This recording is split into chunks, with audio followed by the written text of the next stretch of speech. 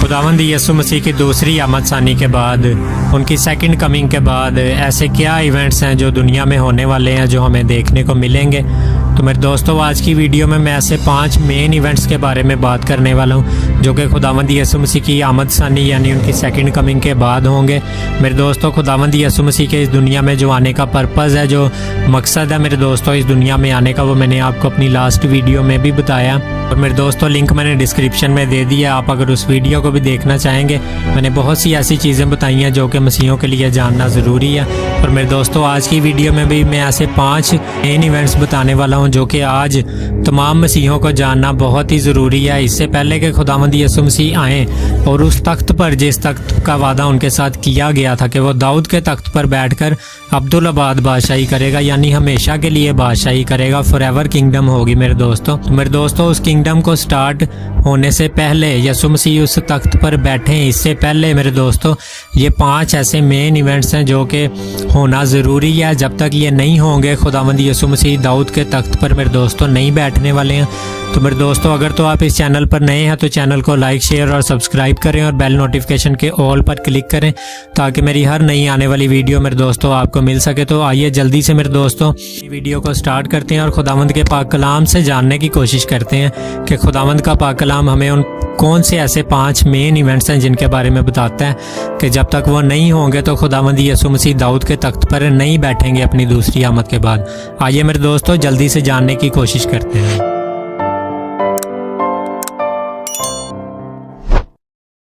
सबसे पहला जो मेरे दोस्तों बड़ा और मेन इवेंट मेरे दोस्तों होने वाला है मेरे दोस्तों, वो पहला वाक़या तीसरी जंगे अजीम का मेरे दोस्तों खात्मा खुदावंद यीशु मसीह आके करेंगे।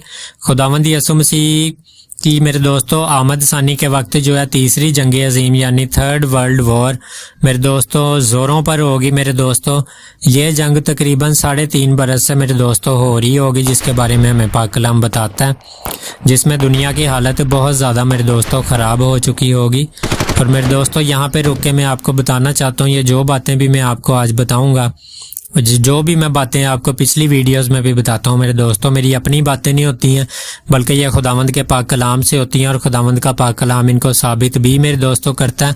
आज भी मैं विद रेफरेंसेस के साथ मेरे दोस्तों, कॉन्टेक्स्ट के मेरे दोस्तों हम लोग बाहर नहीं जाएंगे, कॉन्टेक्स्ट के बाहर हम किसी वर्ड्स को नहीं देखने वाले हैं, हम लोग कॉन्टेक्स्ट के अंदर रह के मेरे दोस्तों बात करने वाले हैं।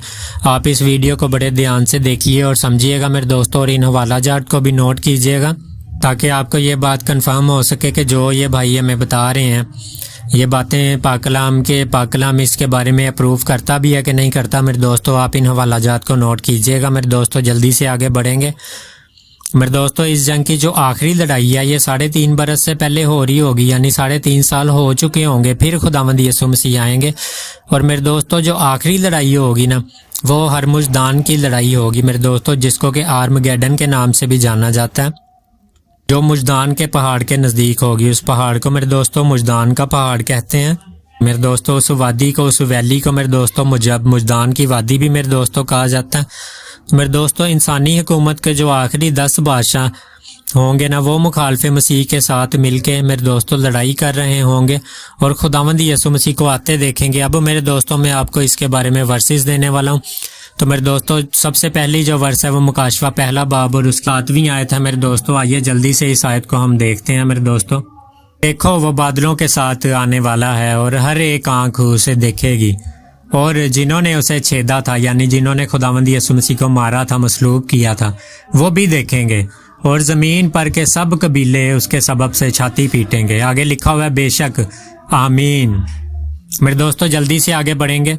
मत्ती 24वां बाब और उसकी 30वीं आयत में लिखा है, और उस वक्त इब्ने आदम का निशान आसमान पर दिखाई देगा और ज़मीन की सब कौमें छाती पीटेंगी और इब्ने आदम को बड़ी कुदरत और जलाल के साथ आसमान के बादलों पर आते देखेंगे। इसी तरह लूका 21वां बाब और उसकी 27वीं आयत में लिखा है, उस वक्त लोग इब्ने आदम को कुदरत और बड़े जलाल के साथ बादल में आते देखेंगे। मेरे दोस्तों किस वक्त देखेंगे? जिस वक्त पे के कौमें आपस में लड़ाई कर रही होंगी और खुदावंद यीशु मसीह की दूसरी आमद सानी होगी यानी उनकी सेकंड कमिंग होगी। तो ये जो कौमें, ये जो नेशंस आपस में लड़ाई कर रहे होंगे, ये सब खुदावंद यीशु मसीह को देखेंगे। मेरे दोस्तों اگلا جو حوالہ ہے، اگلی جو ورس ہے میرے دوستوں، وہ مکاشفہ 17واں باب اور اس کی 12 سے 14ویں آیت میں آپ کے سامنے میرے دوستوں میں رکھ رہا ہوں۔ اور وہ 10 سینگ جو تو نے دیکھے 10 بادشاہ ہیں، ابھی تک انہوں نے بادشاہی نہیں پائی، مگر اس حیوان کے ساتھ گھڑی بھر کے واسطے بادشاہوں کا سہ اختیار پائیں گے۔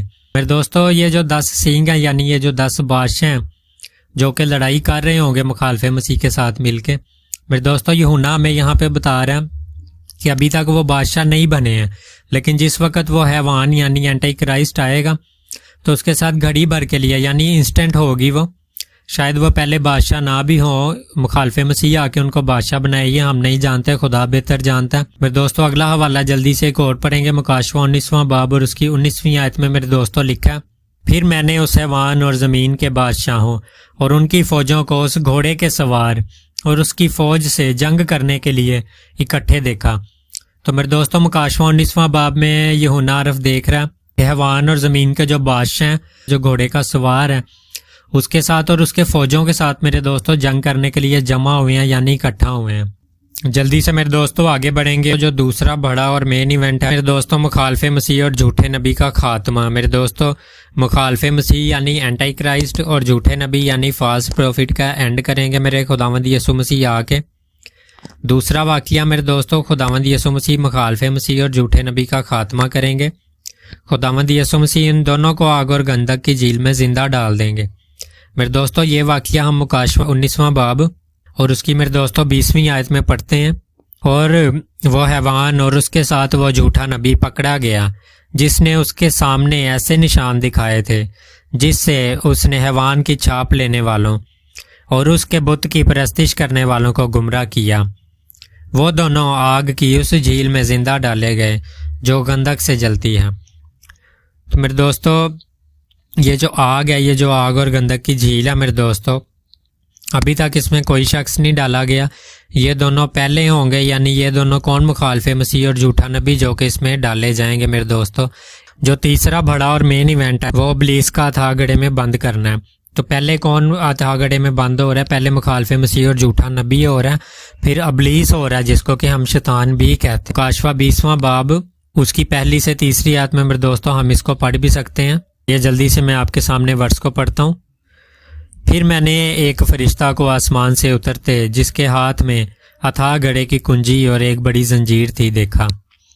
اس نے اس اژدہا یعنی پرانے سانپ کو جو ابلیس اور شیطان ہے پکڑ کر 1000 برس کے لیے باندھا اور اسے اتھا گڑھے میں ڈال کر بند کر دیا اور اس پر مہر کر دی کہ وہ 1000 برس کے پورے ہونے تک قوموں کو پھر گمراہ نہ کرے۔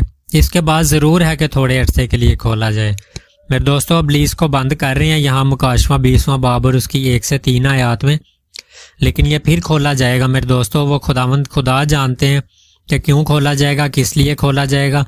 ہم سب کو اس کے بارے میں جاننے کی کوشش نہیں کرنی چاہیے، لیکن یہاں پہ جو بات قابل غور ہے جو کہ ہم سب کو میرے دوستو دیکھنی چاہیے، وہ یہ ہے کہ جو ابلیس ہے، جو شیطان ہے، بڑا طاقتور مانا جاتا ہے۔ لوگ سمجھتے ہیں یہ بہت زیادہ طاقتور ہے، لیکن اسے مسیح کا ایک عام سا فرشتہ میرے دوستو اس آیت میں پکڑ کے، عام سا تو نہیں میں کہوں گا تاکہ کوئی بھی چیز بنائی ہوئی عام نہیں ہے، لیکن میں خداوند یسوع مسیح کے مقابلے میں وہ فرشتہ کچھ بھی نہیں ہے، لیکن وہ پھر بھی اسے آسانی سے پکڑ کے، اسے کس کو؟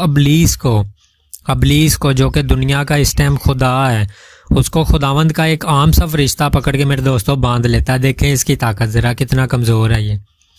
دوسرا ابلیس کو باندھنے کی زنجیر میرے دوستو، وہ زنجیر بھی میرے دوستو کیسی ہوگی کہ جس کے ساتھ کہ وہ اس کو باندھ رہے ہیں میرے دوستو۔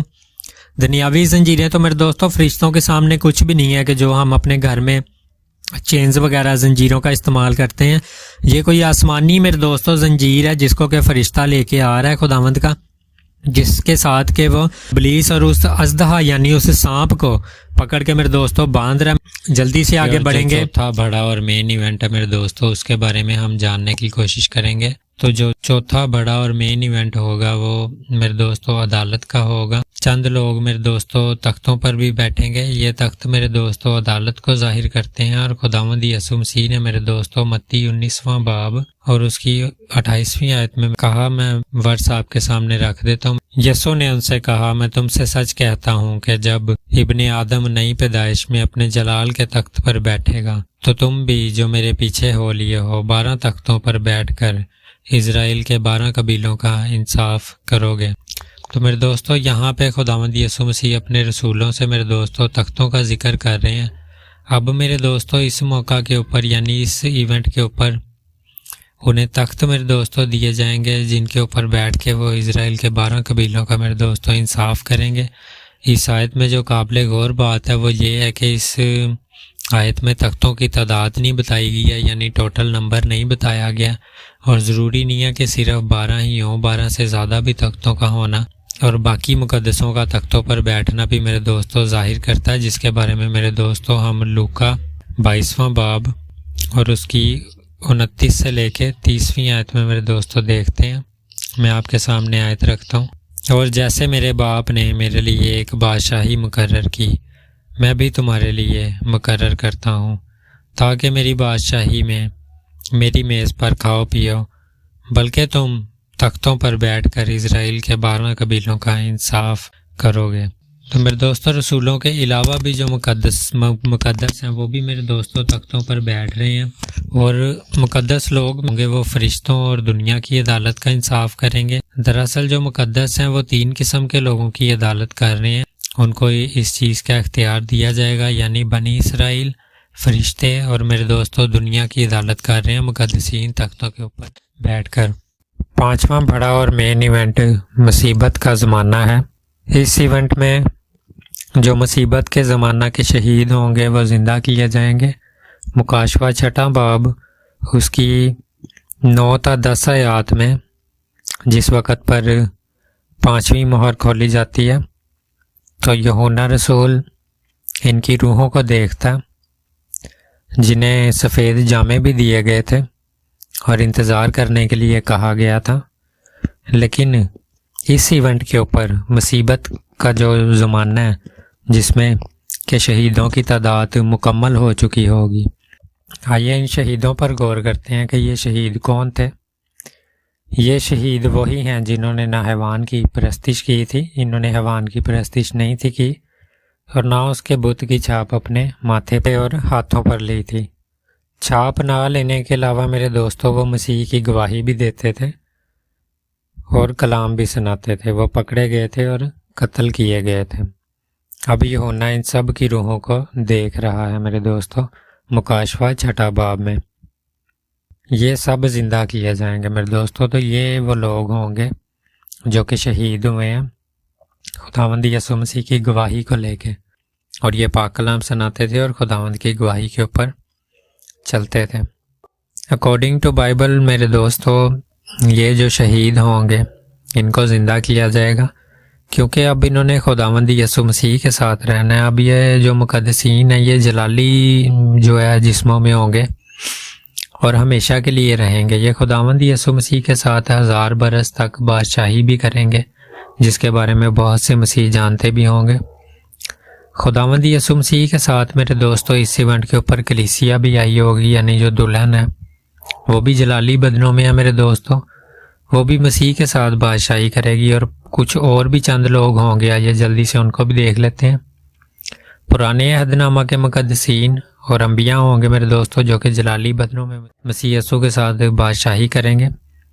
جلالی بدنوں والے سب لوگ جو میرے دوستو ہوں گے وہ نئے یروشلم میں رہیں گے۔ زمینی جو بدنوں والے ہوں گے وہ میرے دوستو زمین پر ہی لوگ رہ جائیں گے۔ تو میں امید کرتا ہوں کہ آج کی ویڈیو سے آپ کو بہت سی چیزیں سیکھنے کو ملی ہوں گی۔ آپ ضرور ان حوالہ جات کو، ان ورسز کو لکھ لیجئے گا تاکہ کہیں بھی ضرورت آنے پر آپ ان سے مدد حاصل کر سکیں۔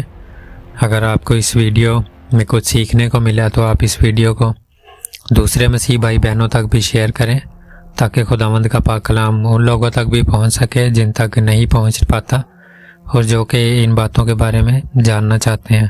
خداوند آپ سب کو اس ویڈیو کے وسیلہ سے بہت برکت دے۔ آپ سب اپنا بہت خیال رکھیے گا۔ پریز دا لارڈ، سب کو جے مسیح کی۔